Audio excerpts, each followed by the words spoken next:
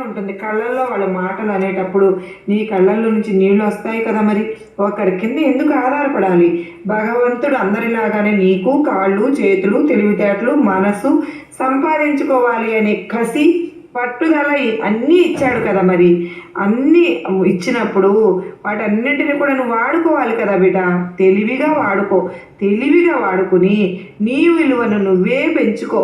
నిన్ను పలకరించని వారి జోలికి వెళ్ళనే వద్దు. నీకు విలువ ఇవ్వని వారి చోట వారి దగ్గరకు వెళ్ళి వారితో ఏ మాటలు కూడా మాట్లాడవద్దు. జీవితం అనేది చాలా చిన్నదమ్మా. ఈ చిన్న జీవితాన్ని ఏ బంధాలతోనో పట్టుకుని వేలాడుతూ ఆ బంధం నా మాట వినట్లేదే అని చెప్పి ఏడుస్తూ ఆ బంధం కోసం పోరాడుతూ ఈ యొక్క పోరాటంలోనే సగం జీవితం అయిపోతూ సంతోషంగా గడిపేది ఇంకెప్పుడు చెప్పు? నీకు చక్కటి బిడ్డలు ఉన్నారు. సంతోషంగా వారితో గడుపు. రూపాయిని సంపాదించుకో. ప్రశాంతంగా జీవితాన్ని ఎంజాయ్ చేయి. సంతోషం సగం బలాన్ని ఇస్తుంది కదా బిడ్డ. ఈ యొక్క సగం బలం వల్ల ఆరోగ్యంలో ఎంత మంచి మార్పు వస్తుందో తెలుసా? పాజిటివ్గా ఆలోచించు. ఇంట్లో నిత్యం దీపారాధన చేసుకుంటూ ఉండు. నువ్వు ఉదయం పూట కుదరకపోయినా సరే సాయంత్రం పూట అయినా దీపం వెలిగించుకో. దీపం పరబ్రహ్మ స్వరూపం అమ్మ.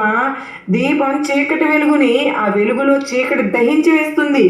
ఆ కర్మలన్నీ కాలిపోతాయి, దరిద్రాలన్నీ కూడా కొట్టుకుపోతాయి. కనుక నిత్యము దీపారాధన చేసుకుంటూ నీకు వచ్చిన అదృష్టాలను, నీకు వచ్చిన సంతోషాలను, వీటన్నిటిని కూడా ఇచ్చిన భగవంతునికి ధన్యవాదాలు చెప్పు. నీ యొక్క సంతోషాలను ఎప్పుడు కూడా నీ నోటి వెంట పలుకుతూ ఉండు. ఇవన్నీ ఇచ్చినందుకు ధన్యవాదాలు చెప్పుకుంటూ ఉండు. నీ జీవితంలో డబ్బు ప్రవాహంలాగా వచ్చి తీరుతుంది. ప్రవాహంలాగా గుర్తుంచుకో తల్లి, ప్రవాహంలాగా వచ్చేస్తుందమ్మా.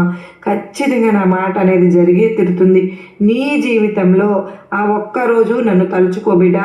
నీ జీవితంలో ఇంత మార్పు తేవడానికి నీ బాబా ఎంత నిన్ను ప్రోత్సహించారో, ఎంత నిన్ను నీ యొక్క ఆ మనసుని పదును పెట్టారో, నీ ఆలోచన తత్వాన్ని మార్చడానికి ఎంత కృషి చేశారో అని చెప్పి ఆ రోజు ఈ సాయిని గుర్తు చేసుకుంటావు కదూ, అర్థమైంది కదూ అని చెప్పి నీకు నా ఆశీర్వాదములు ఇస్తున్నాను బిడ్డ అని మనకు చాలా అత్యద్భుతమైన సందేశాన్ని అందించారు కదండి. మరి ఈ సందేశం ఎంత అంతనే ఉంది, గొప్పగా ఉంది. మనం అర్థం చేసుకోవాలి. కానీ సాయినాథుడు తండ్రి స్థానంలో ఉండి ఒక్కొక్క మాట చెప్తూ ఉంటే కళ్ళల్లో నీళ్లు తిరుగుతున్నాయి కదా. నిజంగా మరి మీకు కూడా అలాగే అనిపించిందా? అలాగే అనిపిస్తే కనుక ఖచ్చితంగా కింద ఓం సాయిరామ్ అని కామెంట్ చేయండి. ఎందుకంటే మనకు ఇంత మంచిగా భుజం తట్టి మన వెన్ను తట్టి నడిపించే వాళ్ళు ఈ భూమి మీద చాలా తక్కువ మంది ఉంటారు. తల్లి తండ్రి తర్వాత మనం వెతుక్కున్నా కూడా వాళ్ళు దొరకరండి.